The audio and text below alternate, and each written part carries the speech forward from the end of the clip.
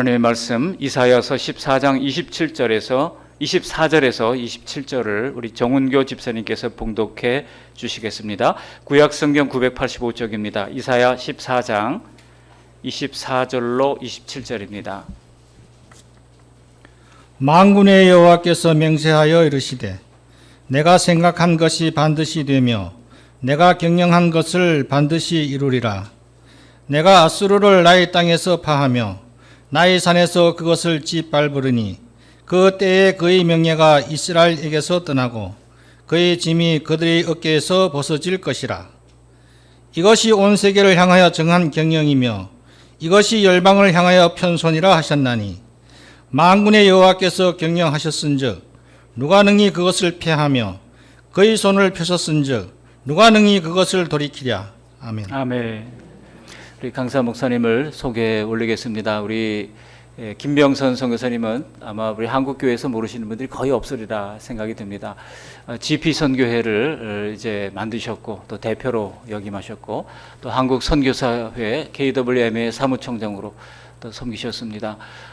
또 그런가 하면 우리 선교사역 중에 또 한 5년 정도는 또 한국에 오셔서 또 한국 목회도 경험하시고 다시 선교 현장으로 들어가셔서 지금 귀한 사역을 감당하고 있는데요. 인도네시아 수마트라에서 지금 34종족 미전도 종족을 위하여 사역자를 파송하고 섬기는 일을 감당하고 있습니다. 벌써 30여 년 전에 세운 인도네시아의 단중에님 신학교에서 지금 또 교수요원으로 가르치고 계시기도 하고요. 전 세계 제자들을 이제 두고 계십니다. 특별히 지금 GP 선교회는 40개국의 300여 명의 선교사님들이 지금 활동하고 계십니다. 오늘 우리 선교사님 오시면서 우리 함께 우리 홍은희 선교사님도 같이 오셨는데요. 잠깐 일어서 주실까요? 우리 홍은희 선교사님 계십니다. 감사합니다. 그리고 또 강원도 원래 고향이 강원도 인제시거든요. 인제에서 어릴 때 같이 친구로 이렇게 지내셨던 우리 제일장로교회 우리 갑자기 김진현 교수 죄송합니다. 우리 김진현 교수님 우리 제일장로교회 장로님이십니다. 우리 잠깐 부부가 같이 오셨는데 잠깐 일어나 주실까요? 예, 박수로 한번 격려해 주시면 감사합니다. 그리고 우리 김병선 선교사님을 존경해서 횡성에서 우리 김종복 목사님도 오늘 함께 예배에 참여 저 뒤에 계십니다. 격려해 주시면 감사하겠습니다. 우리 말씀을 전하실 때 우리가 피차 은혜 받고 또 선교적 사명을 다하는 선교적 교회로 나아가는 우리 교회가 됐으면 좋겠습니다. 이제 모시겠습니다.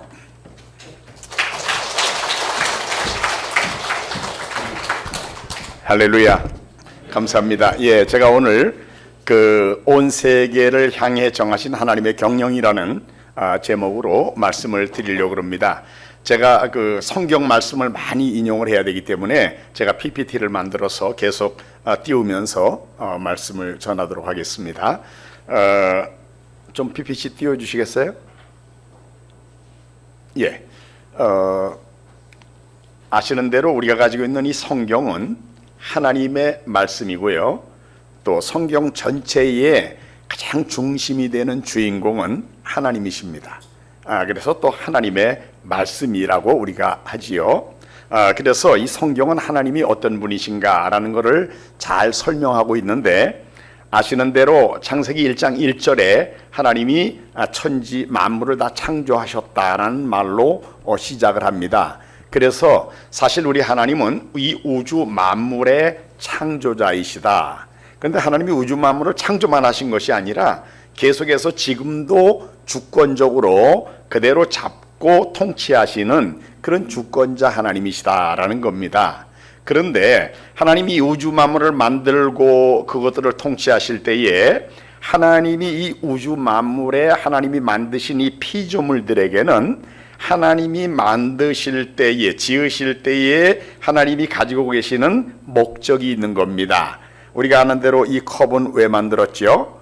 물을 담아서 물을 마시게 하려고. 제가 한번 마셔보겠습니다. 물을 담아 마시게 하려는 목적으로 이 컵이 지어진 것처럼 우리 모두도 하나님이 지으신 모든 것에는 하나님의 목적이 지으신 그 존재의 목적이 있다라는 겁니다. 근데 하나님은 이 우주 만물을 다 만드신 하나님이기 때문에 우주 만물 전체에 전 세계의 모든 나라 모든 종족들을 향해서 하나님이 가지고 계시는 그런 하나님의 목적이 있다라는 것 우리가 알 필요가 있습니다. 그런데 하나님이 그 하나님의 목적을 이 성경에다가 분명하게 기록해 가지고 우리들에게 알려주신 겁니다.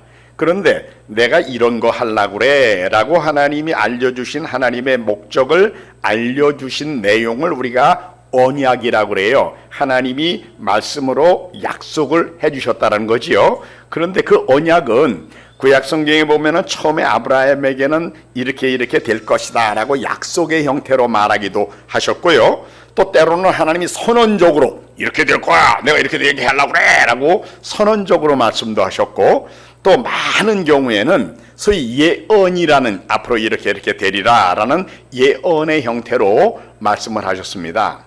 그것이 약속의 형태든 선언의 형태든 예언의 형태든 사실 하나님의 언약은 하나님이 앞으로 어떤 일이 되게 하려고 그래 라는 건데, 하나님이 하시려는 일이 뭔지를 우리들에게 보여주는 거죠. 그리고 하나님이 그렇게 되기를 바라시는 일을 하나님이 미리 약속으로 말씀해 주신 것이다 라는 걸 알 수가 있습니다.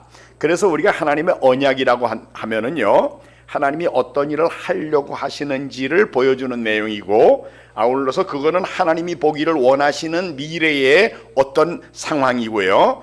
그래서 하나님이 어떤 목적을 가지고 우주 만물을 주권적으로 통치하시는가를 잘 보여주는 것이 하나님의 언약의 내용이다라는 겁니다. 그런데 하나님이 하시는 일은 크게 세 방향으로 하나님이 의도를 가지고 계획하셨고 이루시는 하나님이신데, 첫째는 하나님 자신을 향해서, 그리고 둘째는 우리 사람들을 향해서, 그리고 셋째는 이 사탄과 악의 세력에 대하여 하나님이 가지고 계시는 계획을 성경을 통해서 언약의 형태로 우리들에게 말씀해 주셨다는 겁니다. 하나님 자신에 대해서는 하나님이 얼마나 전지전능한, 규모로는 아주 크신, 무한하신 지적인 능력 전지하시고 능력은 전능하시고, 그 다음에 무한하신, 또 도덕적으로는 완전히 거룩하신 하나님, 또 성품에서는 좋으신 하나님, 이런 것들을 하나님의 영광이라고 그러는데, 하나님의 영광을 우리들에게 보여주셔가지고 사람들이 그 영광을 보고 하나님 그런 분이시군요 하면서 하나님을 찬양하고 하나님을 예배하게 만들려고 하나님이 목적을 가지고 계십니다. 하나님이 영광을 나타내시고 거기에 대한 반응으로 우리가 하나님을 찬양하고 예배하게 하는 것, 이것이 우리 하나님이 우리들에게 기대하시는 하나님의 목적의 중심 내용이고요. 사람들에 대해서는 죄에 빠진 사람들을 사랑하시고 용서하시고 예수님을 보내서 대신 벌받아 죽게 하심으로 우리를 구원하시고, 구원받은 하나님의 백성들은 또 세상에서도 또 영원한 세계에서도 복을 받게 하시는, 그러니까 구속적인 축복과 영원한 복을 우리들에게 허락하시는 것이 또 우리 하나님의 목적입니다. 사람들에 대해서는요. 그리고 그러나 또 하나는 이 악한 사탄과 악의 세력이 있거든요. 여러분 지금 세상 보세요. 얼마나 악이 흉흉합니까? 하나님은 이 악에 대해서도 그냥 내버려 두시는 하나님이 아니라 사탄과 악의 세력, 공중권세 잡은 자가 지금 조성해 놓은 모든 그의 그 주권적인 활동은 다 패퇴시켜버리고 결국은 하나님의 온전하신 통치가 완전하게 나타나서 영원한 하나님 나라라는 형태로 갖춰지게 하는 것, 이것이 우리 하나님이 가지고 계시는 하나님의 계획, 목적의 세 방향입니다. 하나님 자신에 대해서는 영광을 나타내시고 예배와 찬양을 받으시고, 사람들은 구원해서 영원한 하나님 나라의 복을 누리게 만들어주시고, 악의 세력 사탄은 완전히 패멸시키시고 하나님의 온전한 좋으신 통치, 정말 평화로운 이 통치가 이루어지게 하는 것, 이것이 우리 하나님이 계획하시는 일이다, 그 말씀이에요. 실제로 하나님의 이 목적에 따라서 우리가 하는 일이 사실은 세계 선교라는 형태로 이루어지는 일인데요. 그래서 우리 세계 선교를 우리가 함께 하는 이 목적이 뭐냐? 온 세계의 모든 종족들이 하나님을 예배하고 경외하게 만드는 것, 이것이 이제 가장 궁극적인 목적인데, 실제로는 아까 말씀드렸던 세 방향으로 그 결과는 나타나게 노력을 하는 것이 바로 선교 활동입니다. 첫째가 뭐라고요? 하나님을 향해서는 하나님의 영광이 나타나가지고 하나님이 찬양을 받으시고 예배를 받으시게 만드는 것, 이것이 첫 번째 목적입니다. 두 번째는 사람들에 대해서는 죄인들이 복음을 듣고 예수님을 구주로 영접하고 그래서 예수님의 십자가의 은혜로 죄 용서받고 하나님 자녀되고 천국 백성이 되게 만드는 것, 이것이 또 하나의 선교 사역의 목적입니다. 세 번째는 악의 세력에 대하여, 사탄의 권세에 대하여 그것을 완전히 패멸시키고 결국은 사탄이 지배하던, 공중 권세 잡은 자라고 그랬잖아요. 사탄이 지배하던 영역이 다 이제는 다 없어지고 온전한 하나님의 통치가 나타나게 만드는 것, 이것이 바로 하나님 나라라는 개념입니다. 통치 개념으로 볼 때에. 그래서 우리가 나라라고 말하면은 일반적으로 사회학이나 이제 그저 우리 가르칠 때는 세 가지 요소가 있다고 그러지 않습니까? 영토가 있고 거기 국민들이 있고 그 국민들을 지배하는 통치권, 이 세 가지가 있어야 되는데, 여러분 우리가 아는 대로 하나님 나라는 하나님께서 만드시는 새 하늘과 새 땅에 우리가 살게 될 것이고요. 그 백성들은 누굽니까? 예수님의 십자가의 은혜로 구원받은 사람들이 다 모이는 거예요. 여러분들과 제가 이제 하나님 나라의 백성으로 그 하나님 나라에 살게 되고, 역시 우리 하나님의 그 거룩하고 온전하시고 좋으신 통치가 완전히 이루어지는 것, 그런 하나님 나라가 지금 세워져 가는데 그것을 완전히 세워서 만드는 것이 바로 선교 사역의 방향인 것입니다. 세 방향, 하나님께 영광, 그래서 하나님 예배 찬양 받으시고요, 사람들은 예수님 알고 믿고 구원받아 천국 백성 되게 만드는 것, 그리고 악의 세력은 완전히 패멸하고 하나님의 통치가 온전히 이루어지는 하나님 나라가 도래게 하는 것, 이것이 우리가 하는 선교 사역의 방향이고 이것이 하나님의 목적의 중심 내용입니다 라는 겁니다.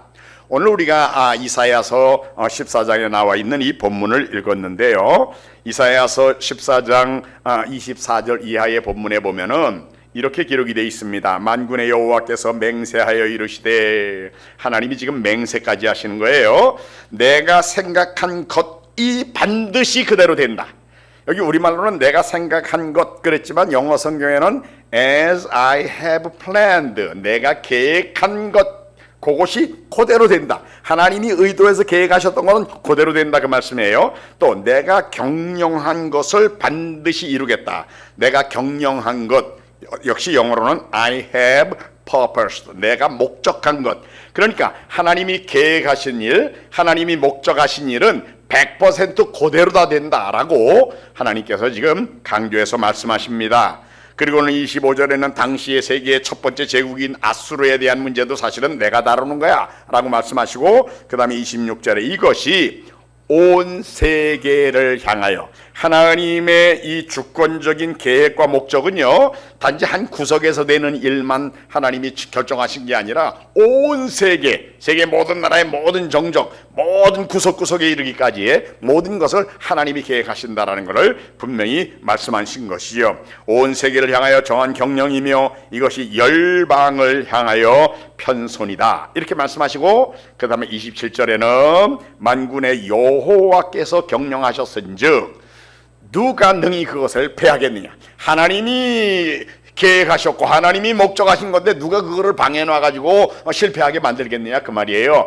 반드시 그것이 완전하게 이루어질 것이다. 그의 손을 펴셨은즉 누가 능히 그것을 돌이키겠는가 라고 이렇게 반어적으로 도전적으로 말씀하고 있는 것을 우리가 볼 수 있습니다. 성경은 계속해서 세계 모든 나라 모든 종족의 사람들에게 말합니다. 온 땅은 여호와를 두려워하며 세상의 모든 거민들은 그를 경외해라. 왜요? 그가 말씀하심에 이루어졌으며 명령하심에 견고히 선다. 하나님이 말씀하시면 그대로 다 되는 거야. 여호와의 계획은 영원히 서고 그의 생각은 대대에 이른다. 하나님이 의도하신 일은 100% 그대로 다 된다는 것을 강조해서 말하고 있는 겁니다. 그러면은 구약성경에 가가지고 실제로 하나님이 내가 이제 앞으로 이런 거 하려고 그래 라고 하나님의 계획을 알려주셨거든요. 그 첫 번째 하나님이 하시려는 일, 세계 모든 나라 모든 종족들을 대상으로 해서 하시려는 일을 말씀해 주신 것이 바로 창세기 12장에 아브라함에게 나타나서 하신 말씀입니다. 창세기 12장 1절부터 3절에 보면은 하나님께서 아브라함을 불러가지고 이제 명령을 주시고 또 그 다음에는 그 명령에 순종하면 너희가 이런 복을 받을 거야. 그리고 마지막에 그 결과로 세계 모든 나라 모든 종족들에게는 어떤 결과가 있게 될 것인가를 말씀하시는데 1절에는 명령이 나와 있습니다. 여러분 제가 읽을 때에 1절에 이 하나님이 아브라함에게 주신 명령에 두 개의 명령형 동사가 나오는데 잘 관찰해 보세요. 여호와께서 아브라함에게 이르시되 너는 너의 고향과 친척과 아버지의 집을 떠나 내가 네게 보여줄 땅으로 가라. 두 개의 명령형 동사가 보이지요? 뭡니까? 떠나라, 가라. 왜요?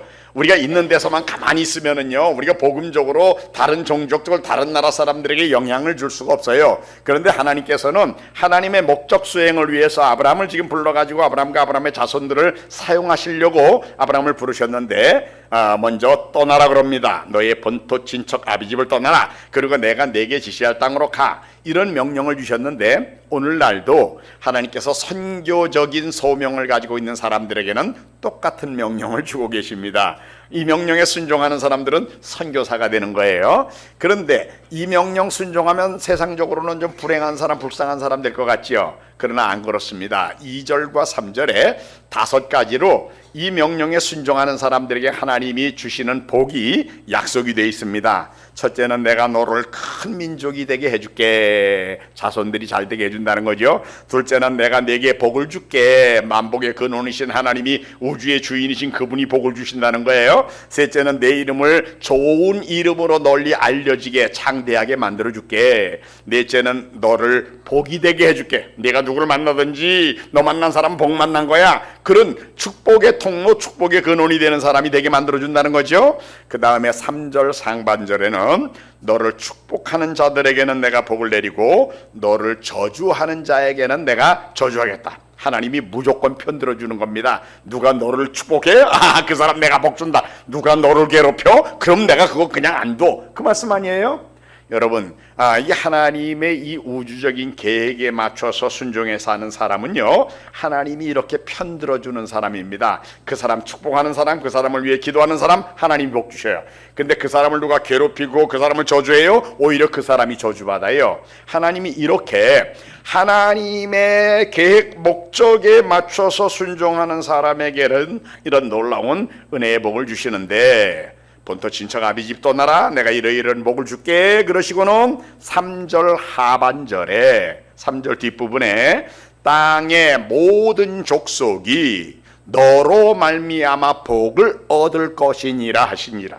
여러분, 우리가 구약에서 하나님이 처음 아브라함을 부르실 때의 내용입니다. 구약에 하나님의 백성 그러면 우리가 아브라함의 자손들 이스라엘 백성들이라고 그러잖아요. 근데 애시당초 하나님이 아브라함을 처음 부르실 때에 내가 너 불렀어. 그러니까 너에게 복 줘. 그러는데 왜 내가 너에게 이런 복을 주는 줄 알아? 그러고는 그 하나님이 아브라함을 불러서 복 주시는 궁극적인 목적, 그것을 3절 하반절이 지금 설명하는데, 땅의 모든 족속이 all peoples on earth, 이 지구상에 살고 있는 모든 종족들을 가르치는 겁니다. 지구상에 살고 있는 모든 종족들이 너로 말미암아 복을 얻을 것이니라. 이거는요, 아브라함에게 주시는 명령이 아닙니다. 이거는 약속이에요. 약속. 하나님이 아브라함에게 내가 땅에 있는 모든 족속들을 복 주려고 그래. 그런 너를 사용해가지고, 그 말씀 아니에요? 요것이 성경에 나와 있는 하나님의 우주적인 계획을 직접 말씀하신 첫 번째 하나님의 계획, 하나님의 목적을 분명히 알려주신 그런 내용입니다. 누가 복을 받는다고요? 땅의 모든 족속이. 누구를 통해서요? 아브라함을 통해서. 그런데 아브라함이 순종 안 하면은 그게 무효가 되는 겁니까? 아니요. 이런 그 약속은요, 그 성취 여부가 약속을 받는 사람에게 달린 게 아니에요. 약속하는 분에게 달린 겁니다. 하나님 전지하신 분이에요. 전능한 분이에요. 우주의 주권자예요. 그분이 그렇게 하시겠다는 거예요. 그러니까 이거는 분명히 그대로 되게 돼 있는 거죠. 땅의 모든 족속들이 결국은 복을 받게 하려고 그래 라고 하나님이 약속의 형태로 아브라함에게 처음으로 이 내용을 알려주셨습니다. 그런데 이 복이 뭘 가르치는 거냐? 신약성경의 갈라디아서 3장 8절에 바울이 이 창세기 12장 3절 하반절을 인용하면서 이렇게 말했습니다. 또 하나님이 이방을 믿음으로 말미암아 의로 정하실 것. 이방 사람이지만 예수님을 믿기만 하면은 의롭다 함을 받게 만들어주는 거, 요거지요. 이스라엘 사람들에 대한 얘기가 아닙니다. 모든 이방 사람들이 누구든지 예수님을 믿기만 하면은 믿음으로 말미암아 의롭다 함을 받게 될 것을 하나님이 아브라함에게 미리 말씀하셨다. 그러면서 그걸 복음이라 그랬어요. 복음이라고 불렀어요. 갈라디아서 3장 8절 중간에 그랬죠. 복음을 전하되, 그러고는 창세기 12장 3절 하반절을 인용하면서 첫 번째 단어를 모든 이방인이라고 그랬죠. 아까 창세기 12장 3절에는 땅의 모든 족속이 그랬는데 갈라디아 3장 8절에 그걸 인용하면서 모든 이방인이 너로 말미암아 복을 받으리라고 그랬다. 무슨 복이요? 죄인이지만 의롭다 안 받고 구원받는 복. 요거를 말하는 거예요. 바로 여러분들과 제가 지금 원래는 죄인들이지만 예수님의 십자가의 은혜로 죄 용서받고 하나님의 자녀가 되고 천국 백성 됐잖아요. 바로 요 복을 가르치는 겁니다. 영원한 하나님 나라의 백성 되는 복, 죄 용서받고 구원받고 하나님 나라의 백성이 되는 복, 요 복을 하나님이 아브라함에게 약속의 형태로 주셨다는 거예요. 자, 그러니까 애시당초 처음부터 아브라함에게 말씀하셨지만 사실은 열방에게 주시는, 세계 모든 나라 모든 종족에게 주시는 축복의 약속의 말씀이다라는 것을 우리가 여기서 알 수 있습니다. 그 다음에 이제 시편에 가보면 하나님이 또 선언적으로 말씀하신 경우가 있어요. 하나님이 뭘 하려고 그러시는지를, 너희는 가만히 있어 내가 하나님 됨을 알지어다. 하나님이 선언하신 거예요. 이번에는요, 선언. 시편 46편 10절에 이르시되 너희는 가만히 있어 내가 하나님 됨을 알지어다. 내가 뭇 나라 중에, 열방 중에서 그 말이에요, 높임을 받으리라. 내가 세계 중에서 높임을 받으리라 하시도다. 하나님이 선언하셨어요. 어떻게 하시겠다고? 내가 온 세계 모든 나라 모든 종족들 중에 내가 높임 받을 거야. 그 얘기는요, 내 하나님의 영광이 온 세계 모든 나라 모든 종족들에게 나타날 거라는 말씀이고요. 또 하나님이 실제로 모든 세계 모든 나라 모든 종족들의 주권자로 그들을 통치하고 계시는 하나님이라는 것이 분명하게 알려지게 될 거다라는 것을 하나님이 선언하신 겁니다. 아브라함에게는 약속의 형태로, 지금 시편에서는 선언으로 주님이 말씀하셨습니다. 그 다음에 구약에 반복해서 나오는 말들은 예언의 형태로, 이렇게 되리라, 그렇게 될 거야 라고 예언의 형태로 구약 성경에 반복해서 계속 말씀했습니다. 시편 22편, 우리가 잘 아는 대로 예수님의 십자가의 고난을 예언하는 시편이지요. 시편 22편 전반부에는 예수님의 십자가에 대한 예언이 나오고, 그 다음에 십자가에 대한 그 고난에 대한 말 다음에 찬양이 나오고, 그 다음에 이제 뒷부분에 세계 선교에 대한 내용이 나오는데, 바로 세계 선교를 말하는 부분인 이 시편 22편 27절에 보면은 땅의 모든 끝이 여호와를 기억하고 돌아오며 모든 나라의 모든 족속이 주의 앞에 예배하게 되겠다. 누가 예배한다고요? 땅의 모든 끝, 모든 나라의 모든 족속, 모든. 그러니까 세계 모든 나라의 모든 종족들 가운데 우리 하나님을 다 예배하는 일이 일어나게 될 거야 라고 분명하게 예언의 형태로 지금 말하고 있는 겁니다. 또 시편 86편 9절에도 주여 주께서 지으신 모든 민족, 주께서 지으신 모든 민족, 이 지구상에 살고 있는 종족들 중에 주님이 짓지 않은 그 다른 어떤 존재가 지은 그런 종족은 없습니다. 모든 종족들이 다 와서 주의 앞에 경배하며 주의 이름에 영광을 돌리게 될 것입니다 라고 분명하게 예언으로 말하고 있죠. 스바냐 2장 11절 하반절에 보면은 이방의 모든 해변 사람들이 각각 자기 처소에서 여호와께 경배하게 될 것이다. 또 우리가 잘 아는 하박국서 2장 14절에는 물이 바다 덮음같이 여호와의 영광을 인정하는 것이 온 세상 다 가득하게 되리라. 하나님의 영광을 인정하는 것이 물이 바다를 덮은 것 같이 온전하게 다 이루어지겠다 말이에요. 여러분 보세요. 우리가 사람이 눈으로 볼 수 있는 것 중에 제일 큰 게 뭡니까? 태산입니까? 태산도에 아무리 큰 산이라도 이렇게 보면 그냥 보이고 말아요. 그러나 바닷가에 가서 물을 한번 보세요. 물이 바다 덮음 같이, 예? 어느 한 구석도 물로 안 차 있는 데가 없어요. 물이 꽉 차 있잖아요. 물이 바다를 덮은 같이 여호와의 영광을 인정하는 것이 온 세상에 가득하게 될 거라라고 분명하게 성경이 예언하고 있는 것을 우리가 볼 수 있습니다. 여러분, 이 구절은 구약 성경을 결론짓는 것과 같은 세계 모든 나라의 모든 종족들이 결국은 우리 하나님을 예배하고 찬양하게 될 것을 예언하는 말씀인데요. 우리 같이 한번 좀 읽어보겠습니다. 말라기서 1장 11절 외우기 쉽죠? 111 말라기서 구약 성경의 맨 마지막 성경 1장 11절 111 외우기 쉽죠? 같이 읽겠습니다. 만군의 여호와가 이르노라. 해 뜨는 곳에서부터 해 지는 곳까지의 이방 민족 중에서 내 이름이 크게 될 것이라. 각처에서 내 이름을 위하여 분향하며 깨끗한 제물을 드리리니 이는 내 이름이 이방 민족 중에서 크게 될 것임이니라. 아멘. 해 뜨는 데부터 해 지는 데까지 every place에서 각처에서 모든 이방 사람들이 우리 하나님의 이름이 크심을 보고 그 하나님께 깨끗한 예물을 가지고 와서 경배하게 되겠다. 분명하게 구약 성경의 모든 내용을 말하고 마지막 부분에 결론과 같이 이렇게 선언하고 있는 예언을 우리가 보지 않습니까?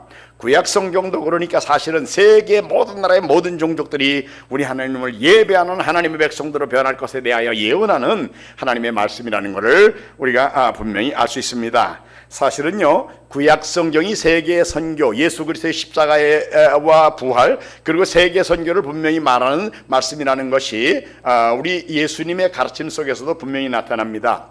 부활하시던 날 예수님이 제자들에게 나타나셔서 누가복음 24장 44절에 보면은 제자들과 함께 공생의 기간 동안에 가르치셨던 말씀을 다시 한번 복습시켜 주시는 장면이 나옵니다. 부활하시던 날 저녁이에요. 예수님 말씀하십니다. 또 이르시되 내가 너희와 함께 있을 때에 너희에게 말했잖니. 그 내용이 뭐예요? 곧 모세의 율법, 창세기, 출애굽기, 레위기, 민수기, 신명기, 모세율법, 선지자의 글, 구약 성경에 선지자들이 쓴 글이요. 일반적으로 역사서들도 다 선지자들이 썼고 선지서들은 물론 선지자들이 썼지요. 선지자들의 글과 그 다음에 시편에, 이건 시가서를 가르치는 거예요. 그러니까 구약 성경 전체를 가르치는 건데 모세율법과 선지자의 글과 시편에 나를 가르쳐요. 여기서 말씀하시는 분 나가 누구지요? 예수님을 가르치는 거예요. 바로 구약 성경이 예수님에 대하여 기록된 모든 것이다 라고 말씀하시고, 그 다음 45절에 제자들의 마음문을 열어주시고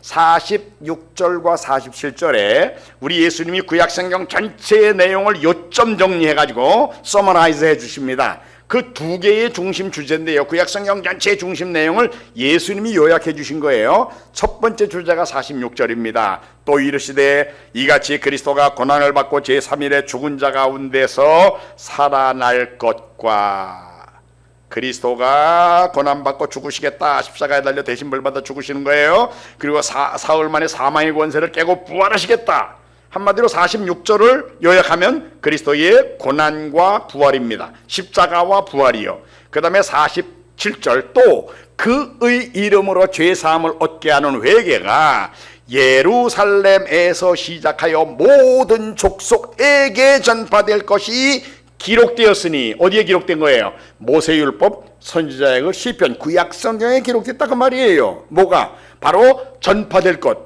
예루살렘에서 모든 족속에게 전파된다. 뭐가? 죄사함을 받게 만드는 이 복음이.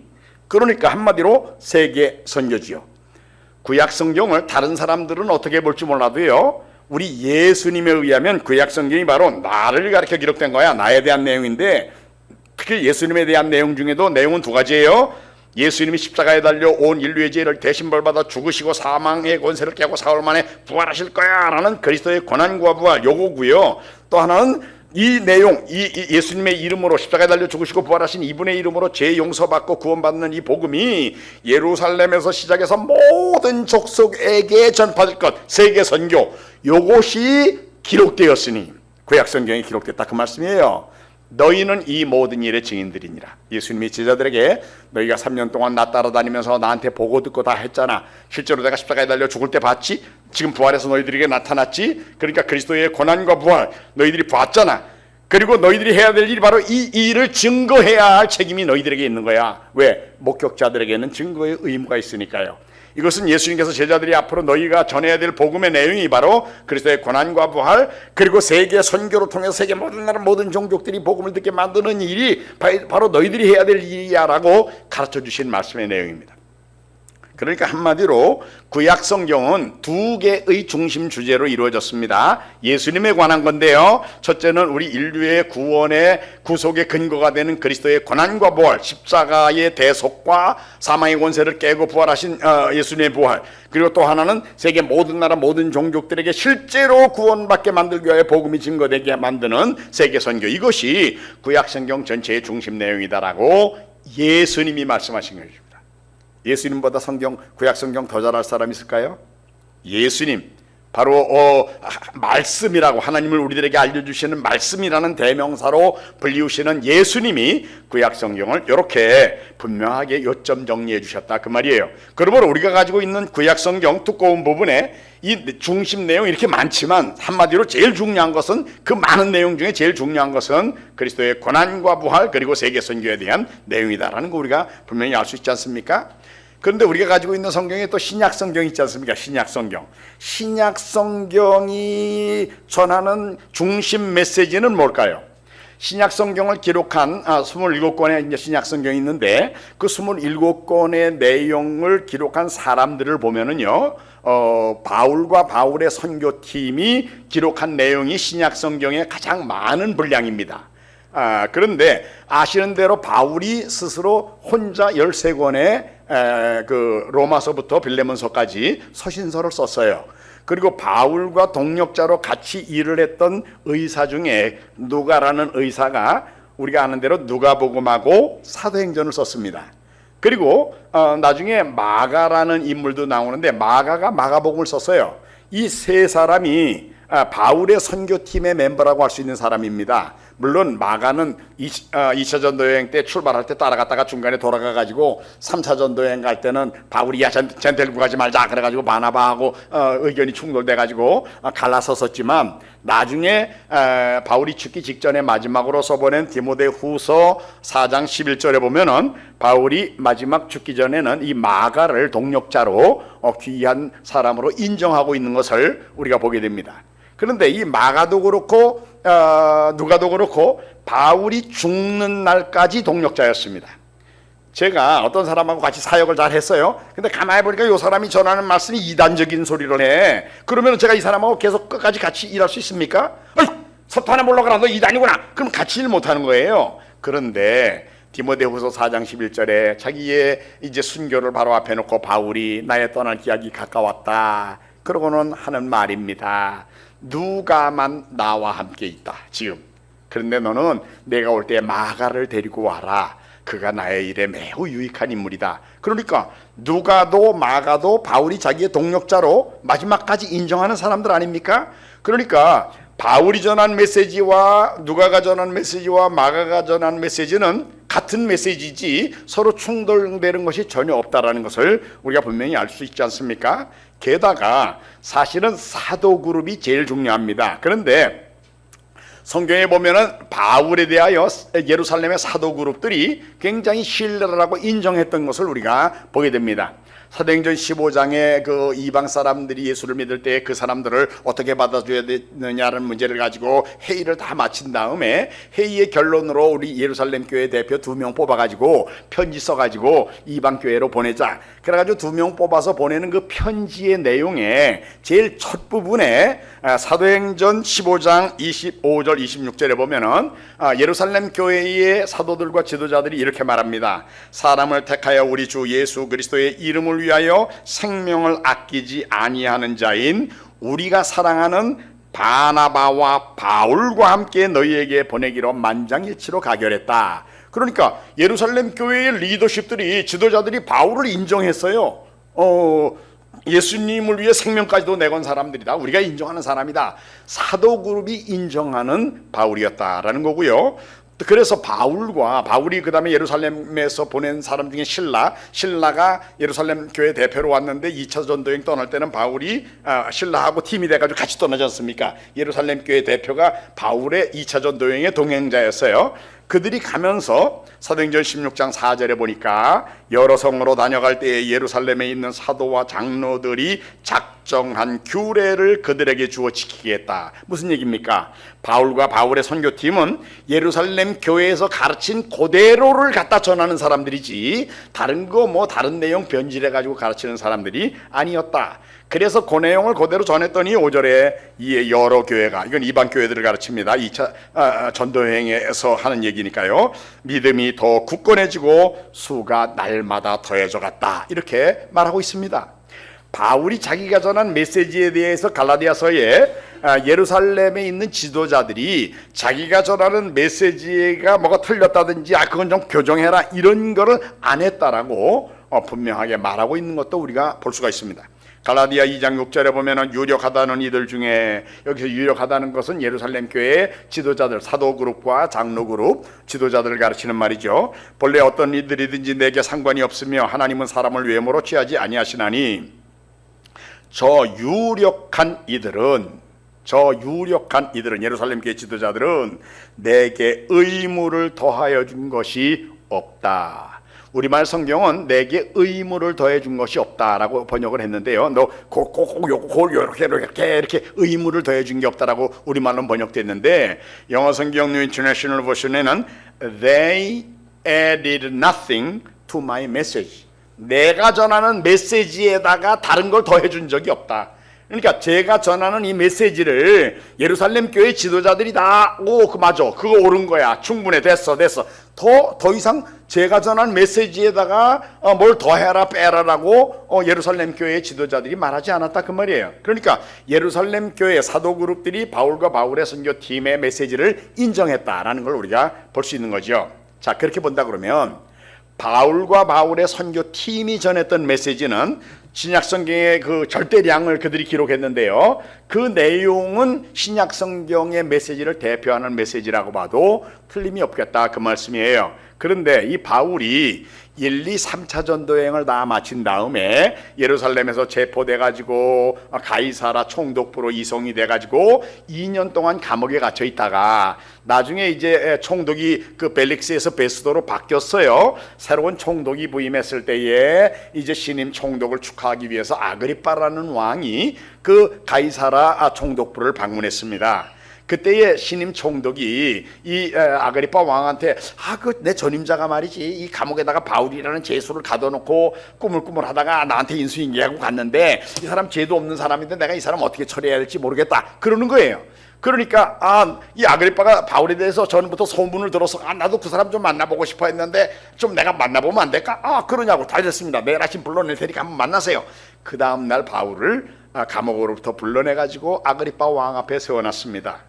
사도행전 26장은 바울이 아그리빠 왕 앞에서 내가 어떻게 예수님을 알고 믿게 됐으며 내가 전한 메시지는 이겁니다 라고 말한 내용이에요. 그런데 그 내용에 보면은 바울이 전한 메시지를 요점 정리해 가지고 말한 내용이 마지막 결론 부분에 22절 23절에 있습니다. 사도행전 26장 22절에 바울의 결론 부분인데요. 하나님의 도우심을 받아 내가 오늘까지 서서 높고 낮은 사람 앞에서 증언하는 것은 선지자들과 모세가 반드시 되리라고 말한 것밖에 없습니다. 그러니까 내가 지금 이제까지 전했던 메시지는요, 구약 성경의 선지자들하고 모세가 했던 말, 구약 성경하고 일치되는 메시지지 내가 새로운 거 만들어 가지고 전한 게 아닙니다라고 지금 바울이 설명하고 있는 거예요. 아시는 대로 바울은 가말리엘이라는 당시의 최고의 율법학자 밑에서 배운 사람입니다. 구약의 선지자들과 모세가 뭐라고 말했는지를 잘 아는 사람으로서 지금 하는 얘기예요. 내가 전한 메시지 구약 성경하고 일치되는 거예요. 내용이 뭐냐고요? 23절에 이렇게 말합니다. 곧 그리스도가 고난을 받으실 것과 죽은 자 가운데서 먼저 다시 살아나사, 여기까지 23절 앞부분을 똑 잘라서 내용을 제목을 붙이면 그리스도의 고난과 부활, 이렇게 볼 수 있지 않습니까? 아까 제가 예수님이 구약 성경을 요점 정리해 주실 때에 예수님이 말씀하셨던 누가복음 24장 46절하고 똑같잖아요. 내용. 그리스도의 고난과 부활, 그거예요. 구약 성경 그 내용을 내가 전했고, 그 다음에 또 하반절 보세요. 사도행전 26장 23절 하반절, 이스라엘과 이방인들에게 빛을 전하리라 함이니이다. 이스라엘 사람들하고 이방 사람들에게 빛을 전한대요. 그 내용이래요. 여러분, 성경은 성경으로 해석해야 됩니다. 성경에서 빛이 뭘 가르칩니까? 시편 119편 105절에는 주의 말씀은 내 발의 등이요 내 길에 빛이니이다. 하나님의 말씀이 빛인 거예요. 또 요한복음에서는 요한복음 8장 12절에 예수님은 나는 세상의 빛이다. 예수님이 빛이에요. 또한 요한일서 1장 5절에는 하나님은 빛이시다 그랬습니다. 그러니까 성경이 말하는 빛은 하나님의 말씀이 빛이고요, 예수님이 빛이고 하나님이 빛이십니다. 그런데 바울이 지금 내가 전한 메시지는 그리스도의 고난과 부활, 그리고 이스라엘 사람하고 이방 사람들에게 빛을 전한다. 빛, 하나님 말씀 전하는 거예요. 예수님이 누군지 전한 거예요. 하나님이 어떤 분인지 전하는 거예요. 그렇게 말하지 않습니까? 그러니까 바로 이스라엘과 이방인들에게 빛을 전하는 거, 요거는 뭘 가르치는 겁니까? 세계 선교를 가르치는 거죠. 이스라엘 사람들에게만 전한다 그러면 그냥 단순히 전도라고 할 수 있겠지만, 이스라엘과 이방 사람들에게 빛을 전하는 거, 선전하는 거, 이것이 바로 세계 선교죠. 그러니까 바울이 이 신약 성경의 메시지를 대표하는 사람이라고 말할 수 있는 바울인데, 내가 전한 메시지 구약 성경하고 일치되는 내용이에요. 근데 그 내용이 뭐냐고요? 그리스도의 고난과 부활, 그리고 세계 선교입니다. 이렇게 말하지 않습니까? 그러니까 신구약 성경이 둘 다 중심 주제는 요 두 가지입니다. 그리스도의 고난과 부활, 그리고 세계 선교입니다. 우리 인류의 구원을 위하여 예수님 십자가에 달려 대신 벌받아 죽으셨어, 그리고 사망의 권세를 깨고 부활하셨어 라는 우리들의 구원의 기초가 되는 예수님의 하신 일, 그 다음에 이것이 실제로 사람들에게 알려져 가지고 그 사람들이 믿고 구원받게 만드는 세계선교, 요것이 성경 구약이든 신약이든 전체의 중심 내용이다라는 것을 우리가 분명하게 알 수가 있는 거지요. 그래서 사실은 우리가 구약 성경을 이제 다 예수님이 요약하신 대로 그리스도의 고난과 버리고 세계 선교다라고 말했는데, 신약 성경을 시작하면서 마태복음 1장 1절에 다 여러분 워낙 많이 읽어가지고 다 외우셨죠? 마태복음 1장 1절, 아브라함과 다윗의 자손 예수 그리스도의 계보는 이러하니라. 그러면서 신약 성경이 시작되잖아요. 여러분, 신약 성경을 시작하는 이 서언, 오프닝 오브 더 뉴 테스타먼트, 이게 얼마나 위대한 선언인지 아십니까? 여러분, 구약 성경의 예언을 아는 사람 입장에서 보면은요, 아브라함의 자손이 오셨대, 그분이 바로 예수님이야. 다윗의 자손이 오셨어, 그분이 예수님이 하면은 깜짝 놀랍니다. 왜 그래요? 구약 성경에 보면은 두 사람에게 하나님이 내 자손으로 말미암아 이런 일이 이루어질 거야 라고 약속하신 사람이 두 사람 있어요. 그 첫째가 아브라함입니다. 창세기 22장 16절부터 18절에 보면은 하나님이 이삭을 제물로 바치라 그러시고는, 제물로 바치라 그러니까 야 멈춰라 그러고는 이제 아브라함에게 축복을 약속하시는데, 내가 맹세한다. 16절에, 창세기 22장 16절에 맹세까지 하시면서 약속의 말씀을 주시는데, 18절에 또 내 씨로 말미암아, through your offspring, 내 자손으로 말미암아, 그 말이에요. 내 자손으로 말미암아 천하 만민이 복받겠다.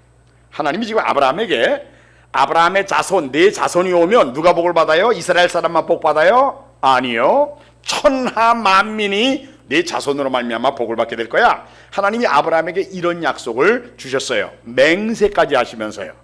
그랬는가 하면은 또 하나님께서 다윗에게도 또 맹세로 약속을 주셨어요. 시편 89편에 보면은 하나님께서 다윗에게 약속을 주시는데, 주께서 이르시되 나는 내가 택한 자와 언약을 맺으며 내 종 다윗에게 맹세하기를, 내가 내 자손을 영원히 견고히 하며 내 왕위를 대대에 세워주겠다. 내 자손이 영원한 왕이 될 거야, 그 말이에요. 여기 내 자손이 대대의 왕이 된다는 말은 다윗, 솔로몬, 르호보암 쭉 아비야 쭉 대대로 왕이 된다는 의미도 있지만, 실제로는 내 자손 중에 영원한 왕이 올 거야. 다른 말로 말하면 메시아가 내 자손 중에 올 거다라는 거예요. 그거를 다윗이 알고 있었다고 그랬습니다. 사도행전 2장 30절에 보면 다윗도 선지자라고 그랬어요. 그는 선지자라 하나님이 이미 맹세하사 그 자손 중에서 한 사람을 그 위에 앉게 하리라 하심을 알고 있었다. 그러니까 이 다윗은요, 나중에 내 자손 중에 메시아가 오실 거야, 영원한 왕이 오실 거야라는 것을 다윗이 알고 있었다는 거죠. 자, 그러면 여러분, 구약의 이 두 가지 예언, 아브라함에게는 아브라함의 자손이 오면은 땅의 모든 족속이 복을 받을 거다라는 거예요. 그 다음에 다윗의 자손이 오면은 그가 영원히 평화롭게 통치할 왕이라는 거예요. 여러분, 얼마나 놀라운 예언입니까? 그래서 구약을 아는 사람은 기다리고 있습니다. 언제 아브라함의 자손이 오시나? 그러면 이스라엘 사람만 아니라 세계 모든 나라 사람들이 복을 받게 될 건데, 그렇게 기다리고 있는 거예요. 또 다윗의 자손이 언제 오시나? 다윗의 자손이 오시면은 그분이 평화의 왕으로 통치해가지고 이제는 더 이상 눈물과 근심이 없는 악한 정치인들이 나라를 망치고 이러는 거 없는 그런 평화로운 영원한 나라가 올 텐데, 그걸 기다리고 있는 거예요. 그런데 신약 성경이 아브라함과 다윗의 자손이 오셨다라고 선언하면서 시작이 되고 있는 겁니다.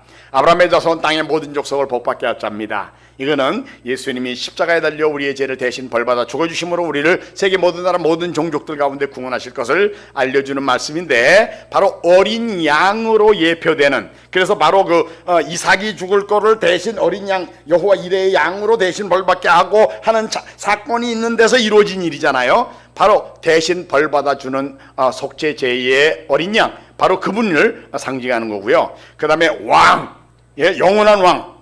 이거는 구약 성경의 다니엘서 7장 13, 14절에 보면은 다니엘이 본 환상 중에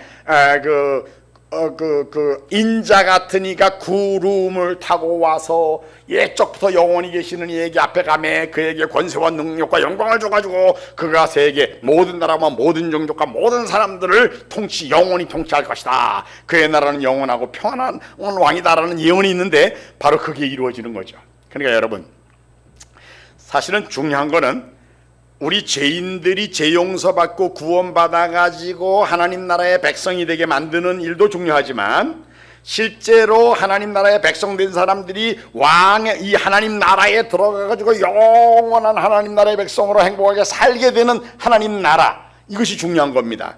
그래서 사실 우리 신학에서는 두 가지가 굉장히 중요한데요, 하나님이 이 두 가지 프로그램을 그대로 같이 운영하셨어요. 뭐냐면 죄인들이 죄 용서받고 구원받게 만드는 프로그램, 이거를 구속 프로그램이라고 합니다. 하나님은 이 구속 프로그램에서는 예수 그리스도를 아브라함의 자손으로 오셔가지고 인류를 구원하시는 일을 하신다는 것을 예언적으로 말씀하신 거고요. 그 다음에 하나님이 영원한 왕으로, 하나님 나라의 왕으로, 평화의 왕으로 통치하실 때 이들이 구원받은 사람들이 그 나라의 백성이 돼가지고 영원히 행복하게 살 것에 대하여 하나님이 계획하시고 그것을 또 같이 프로그램을 운영하셨는데, 그걸 하나님 나라의 왕국 프로그램이라고 부르는 것입니다. 이 두 가지를 하나님은 그대로 운영하셨고, 실제로 그 일을 완성하려고 오신 분이 예수님이에요. 그렇기 때문에 예수님이 오셔서 첫 메시지가, 세례 요한도 그랬지만 예수님의 첫 메시지가 마태복음 4장 17절에 보면 뭐라 그럽니까? 회개하라, 천국이 가까웠느니라. 예수님의 메시지의 첫 일성이 회개와 천국이 중심 주제로 나오는 메시지입니다. 회개한 사람만 죄 용서받고 구원받는 거예요. 그 사람들은 천국에 갈 사람들이기 때문에. 그래서 이 두 가지가, 예수 그리스도는 아브라함의 자손으로 모든 사람을 죄 용서받고 구원받게 할 뿐이에요. 또 다윗의 자손으로 왕으로 모든 사람들을 평화롭게 통치할 뿐이에요. 이런 분으로 예수님이 오셨다는 것을 선언하면서 신약 성경이 시작됐고, 예수님은 3년 동안 공생애 동안에 제자들을 훈련하고 양육하신 다음에 마지막에는 제자들을 파송하시면서 앞으로 너희들이 해야 될 일이 가서 모든 족속 제자 삼아라, 온 천하에 다니며 만민에게 복음을 전하라, 이렇게 선교의 대위임령을 말씀해 주셨습니다. 예수님의 이 마지막 제자들을 훈련을 다 시킨 다음에 마지막 주신 이 명령은, 이 지상에 있는 교인들이, 성도들이 이 지상에 있는 동안 꼭 해야 되는 가장 중심이 되는 내용이 무엇인가를 말씀해 주는 내용입니다. 그렇죠? 그 내용이 뭡니까? 우리가 복음을 전하되 물론 예루살렘, 온 유대, 사마리아 땅끝, 그러니까 우리 동네에서, 우리 이웃에, 우리 지방에, 우리 나라와 우리 종족, 세계까지 전체에게 복음을 전해야 되는데, 선교적인 관점에서 중심적으로 관심을 가져야 되는 복음 증거의 대상은 온 천하에 다니며 만민에게 복음을 전하는 겁니다. 그래서 대상이 온 천하, 지리적으로는 온 천하, 전 세계를 가르치는 거고요. 대상은 만민, 모든 종족을 가르치는 겁니다. 이것이 복음 증거고요. 마가복음의 중심이고요. 그 다음에 마태복음에서의 예수님의 마지막 위임력의 중심은 가서 모든 민족으로, 모든 족속으로 제자를 삼아라. 왜요?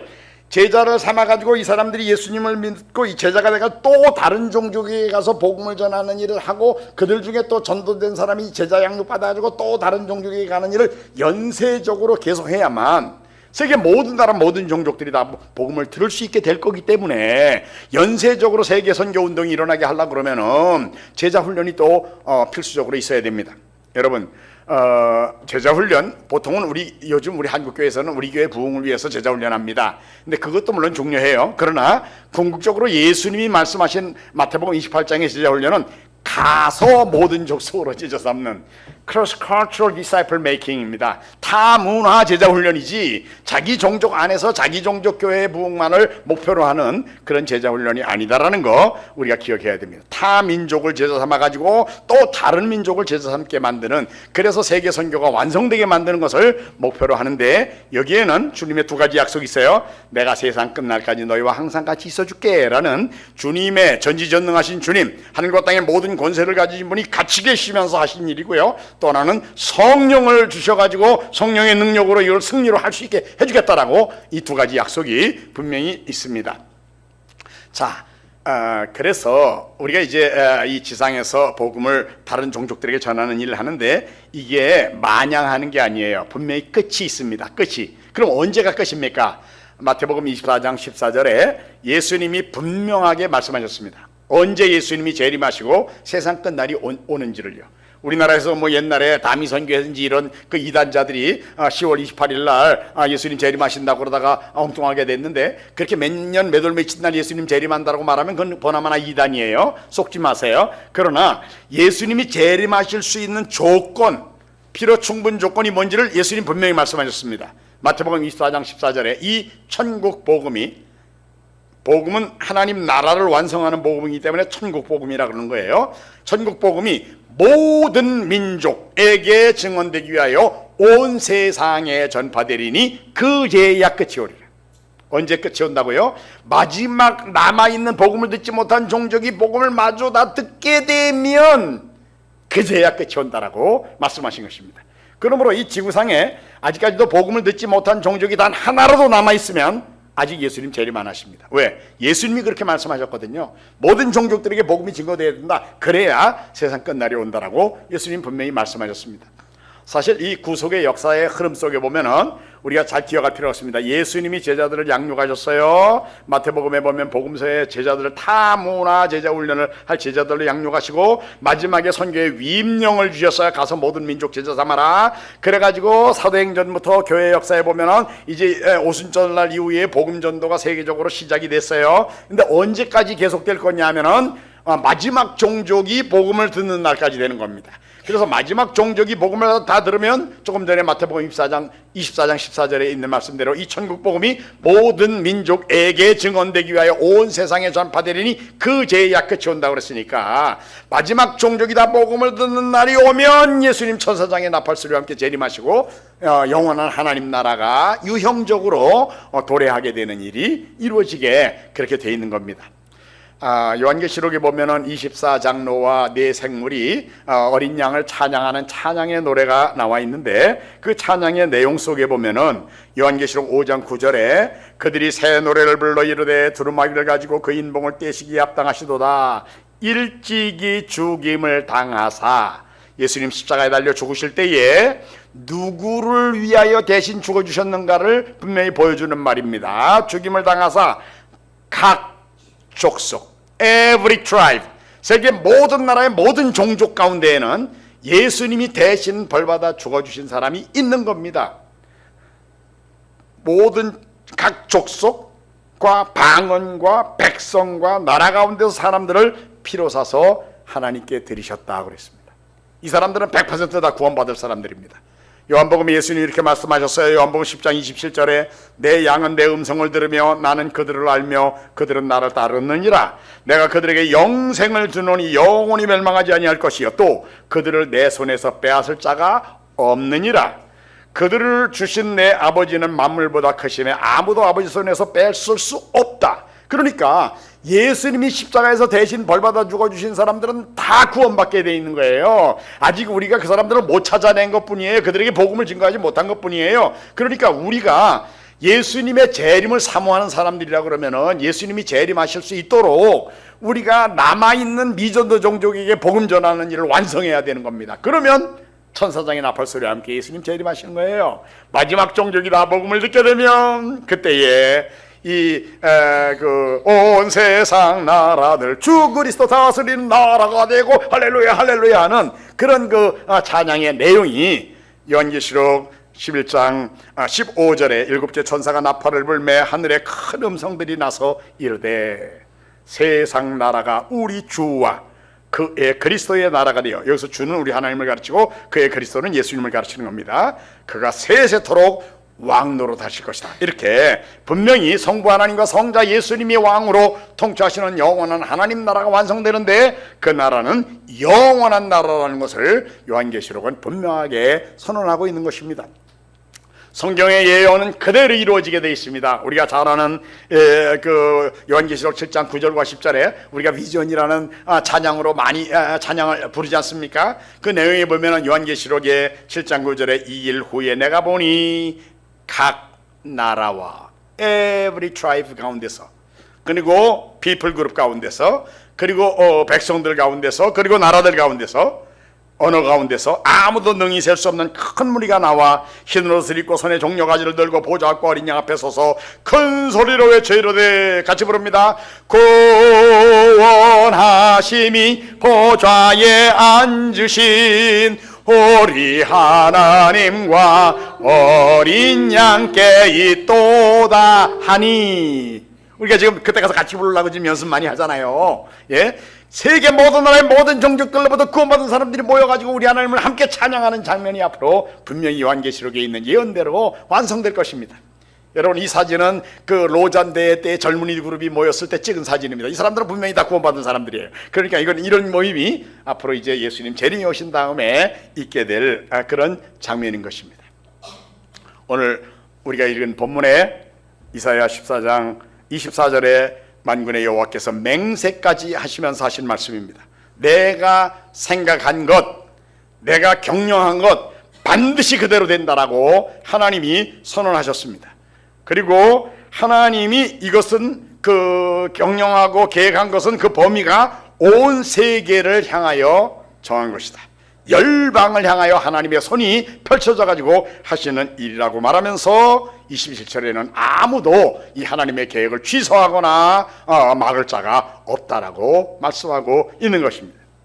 자, 오늘 제가 여러분들에게 말씀드렸습니다. 하나님은 우주의 창조자로, 우주의 주권자로 계획이 있고 목적이 있으십니다. 그거를 그대로 이루시는데 그것을 우리들에게 이미 구약에는 아브라함에게는 약속의 형태로, 또 시편에서는 선언적으로, 그리고 많은 예언을 통해서 뭘 하려고 그러지는지를 말씀하셨는데, 내용은 세계 모든 나라 모든 종족들을 구원해서 하나님의 백성 삼아가지고 영원한 하나님 나라를 완성하시려는 하나님의 계획이 있어가지고 이 일을 하나님이 친히 하셨다 그 말이에요. 예수님 친히 오셔가지고 십자가 달려 죽으시고 부활하셨어요.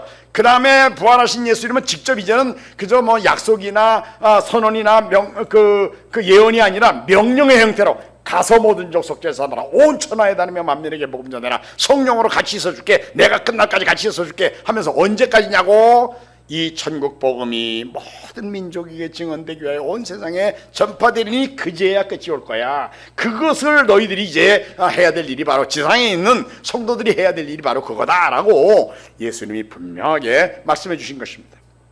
우리 개인적으로도 하나님이 우리를 지으셨습니다. 우리를 지으신 하나님, 우리 하나님이 나를 지으신 목적을 우리가 분명히 알아야 됩니다. 왜 하나님은 왜 나를 만드셨을까? 그리고 나에게 하나님이 기대하시는 건 뭘까? 그거를 정확히 발견하면 그것이 바로 나의 존재의 목적이고, 그거는 사명이라 그럽니다. 그런데 사명은 바울이 말하기를 나의 달려갈 길과 주 예수께 받은 사명 그랬어요. 사명은 내가 결정하는 게 아닙니다. 주님이 우리에게 하라고 주시는 거예요. 그런데 내 존재의 목적, 하나님이 나에게 기대하시는 것이 뭔가를 알려고 할 때는 하나님의 우주적인 계획에 초점이 맞춰진 내 존재의 목적을 찾아야 되는 거지. 내가 좋아하는 거, 잘하는 거, 하고 싶은 거 하는 걸 사명이라 그러면 그거는 아닙니다. 하나님의 우주적인 목적과 계획에 일치되는 내 존재의 목적. 아까 말씀드렸어요. 하나님의 목적은 하나님께 영광, 사람들의 구원, 그리고 악의 세력이 패퇴되고 하나님 나라가 온전히 도래하는 거, 바로 요거라고 그랬습니다. 바로 여기에 맞춰진 하나님이 나에게는 요걸 하라 그러시는구나. 하나님이 예배 받으시고 영광 받으시게 하기 위해서, 그리고 사람들이 구원받고 하나님 나라 백성 되게 만드는 일을 위해서, 그리고 악이 다 패멸되고 하나님 나라가 온전하게 세워지는 일을 위해서 하나님은 요거를 나에게는 요거 하라 그러시는구나. 그거를 발견하고 그 사명에 이끌리는 삶을 사는 사람, 그런 사람이 바로 하나님 앞에서 바로 사는 사람인 것입니다. 오늘 바라기는 하나님의 이 우주적인 경영, 이 가운데 하나님이 지으신 나, 그리고 우리 교회, 또 우리 민족, 하나님 앞에서 무엇을 하면서 어떻게 살아야 될지를 잘 생각하시고 오늘 이후로 하나님의 경영에 일치하는 삶의 목적, 사명을 발견하고 사명에 이끌리는 삶을 사시는 성도님들이 모두 되시기를 주의 이름으로 축원합니다. 기도하겠습니다.